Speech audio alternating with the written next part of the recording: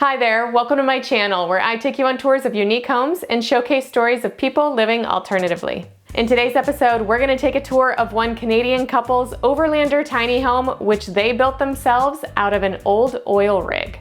They built this home on wheels to prioritize their overall health and gain new experiences. We wanted to design a space that didn't feel so tiny. We were looking for something that was practical and utilitarian, very functional. But perhaps the most interesting fact is that their main goal while traveling all over is to learn how to slow down. If you like videos like this one where we showcase alternative lifestyles, make sure that you subscribe and hit that notification bell so that you know every single time we publish a new video.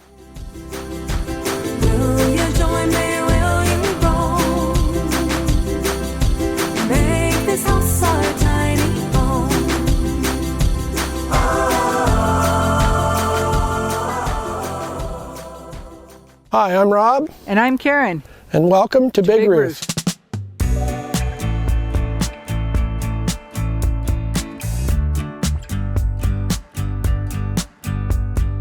The reason why we chose to do this lifestyle is we got tired of paying high property taxes. We got tired of paying high utility bills. We stepped off the hamster wheel, so to speak.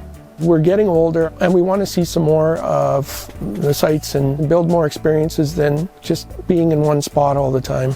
Because we were working seasonally, mostly in the summers, lots of times we would come south and traveled around in our old motorhome. We decided that we wanted a more capable vehicle that we could go off-grid traveling, so we decided we would build something like this.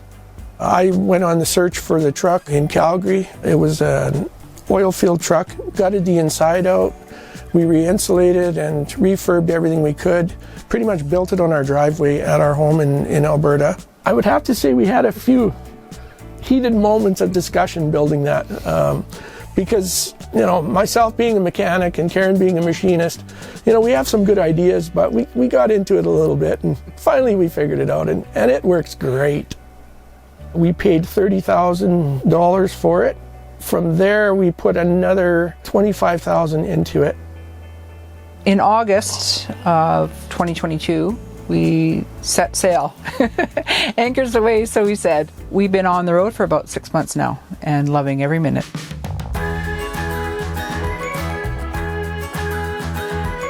Welcome to Big Ruth. It's a 1998 4800 International. It's all-wheel drive. It's 12 foot high. And it's 26 foot long from tip to tail, 8 foot wide, and it is 2,200 pounds as it sits right now. When we purchased it, it only had 63,000 original miles on it. The engine had a lot of hours because it idled a lot, so we did an in-frame on the engine. I did it myself because I'm a mechanic. Turned my wife into a diesel engine mechanic at the same time because she now knows how to do it. And we're off to the races. Life is good. This is the Adventure On RREV. RREV stands for Rat Race Escape Vehicle, which is what we're about. We're escaping the rat race. Obviously being 4x4, it's lifted. Ground clearance is no issue for us. We just go. We don't really think too much about it. One of the things people might think is that, oh, they'll knock their step off, but the step is rubber, so it's going to move. It's tough. It's made for going off-road. This truck is equipped with two 50-gallon tanks. There's one on this side and one on the other side. And we get about 5 to 6 miles per gallon on a good day. If we're going downhill, it's obviously a little better. If we're going uphill, it's quite a bit worse. But hey, we're traveling and that's what it's about. So this is our portable pellet wood stove for cooking pizzas. The reason we have it is we owned a wood-fired pizza business for 4 years back in Alberta. We love to make wood-fired pizza when we're on the road, cooking up some pizza and enjoying the good life. So this is the pull-out step that we built. It just breaks down and folds up and we put it in our storage box. And it comes off really easily. A lot of people will purchase stairs and they'll have stairs that basically come out and straight down. They're very easy to fall off. A lot of them don't have railings. So we decided that we would go with our own design. This is basically how it works. You just pull your latches off and fold it in like this, and away she goes. And we just latch it up. Another thing that we did was we have our handrail. It just comes off and on for traveling.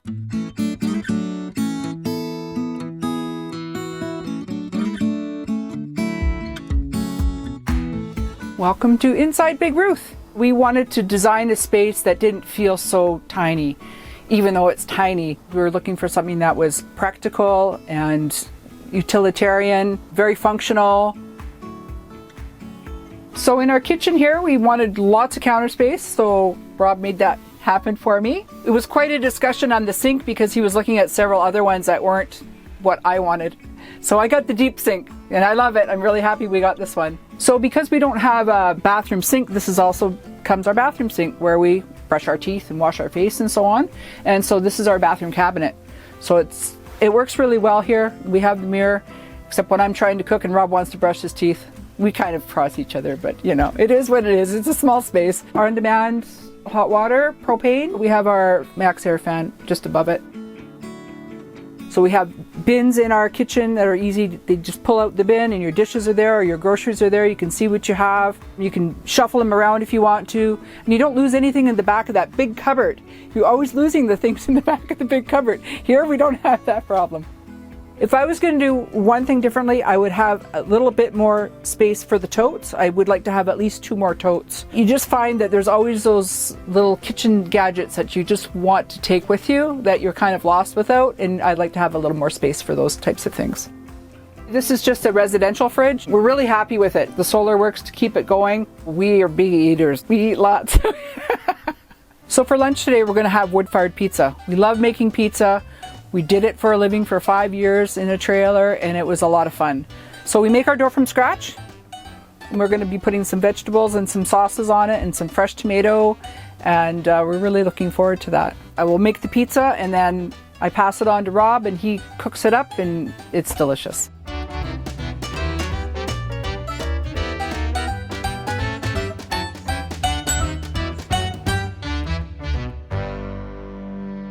Beyond the kitchen area is our shower.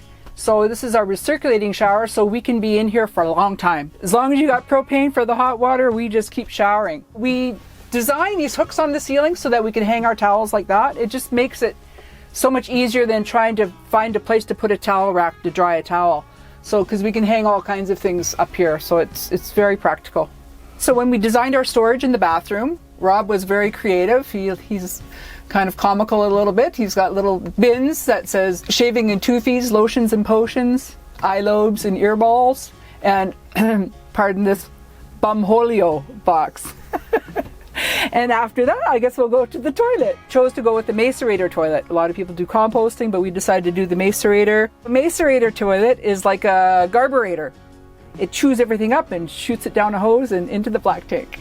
Beside the bathroom here, we have our storage bins here in most of for our clothes and towels, and then beside there we do have some hanging space here and a boot rack. All our other clothes are pretty much in here. I don't have anything that I have to iron because that's not how we live.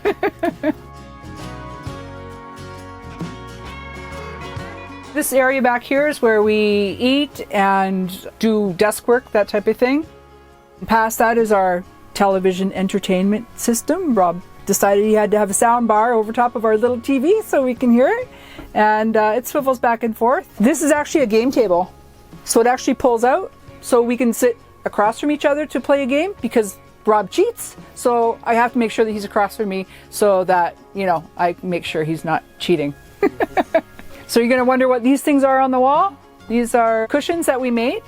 So our bed comes down and sits on the table. Because the bed is away from the wall, these will come out. And that's where those are our backrests for when we're watching television or reading a book.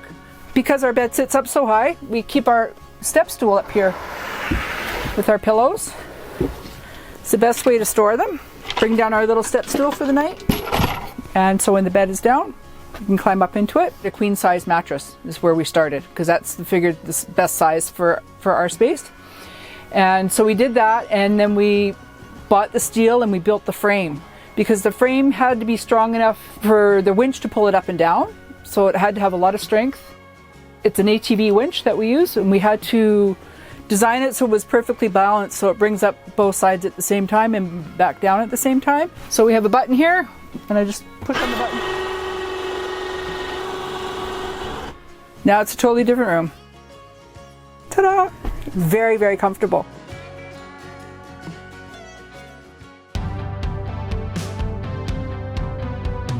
All right, and these are just some under truck storage boxes here. And this is just the access door to more storage, and we have our water tanks in underneath our bed. We have a 78-gallon freshwater tank, a 35-gallon black tank, and a 35-gallon gray tank. And then we have, because of our recirculating shower, we have a 15-gallon recirculating shower water tank. And they're sufficient for us. We can usually go about 2 weeks if we manage our water consumption. And then the next thing here is our beautiful hummingbird feeder that we enjoy, and we love this thing because it brings lots of friends our way. We may have one coming in here right now, and there it is. He's coming in. So on the back of the truck here, you'll notice this is a tow bar.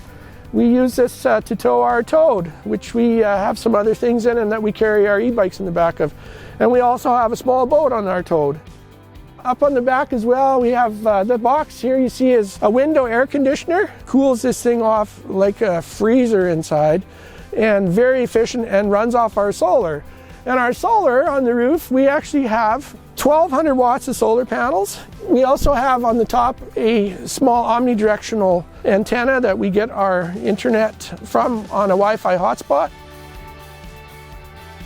Okay, now we're on the driver's side of the truck, and basic water fill. That's it there. Our propane tanks, we built our own frame and rack here. We have 3 actually bottles. We have 2 on the truck all the time and 1 spare. Our propane runs our on-demand water heater and our Propex furnace to heat the unit inside. This is our sewer dump. Because this unit we built to be in really cold weather, the only thing that's exposed on the outside of this truck is that drain right there. Everything else is inside. And then the cab of the truck, some of the things we did in the cab, when we bought this truck, it had a bench seat in it, and we changed it out and we put air ride seats in. And we did a few more little creature comforts and stuff. We put a few extra bags and things to hang stuff on the dash. We have our backup camera. We also, because we travel in Canada a lot on forestry roads and stuff, we have a 2-way radio that we can radio back and forth on forestry roads and such. It's really a comfortable ride in the front of this truck. You ready? Yeah, go for it. Ha-ha!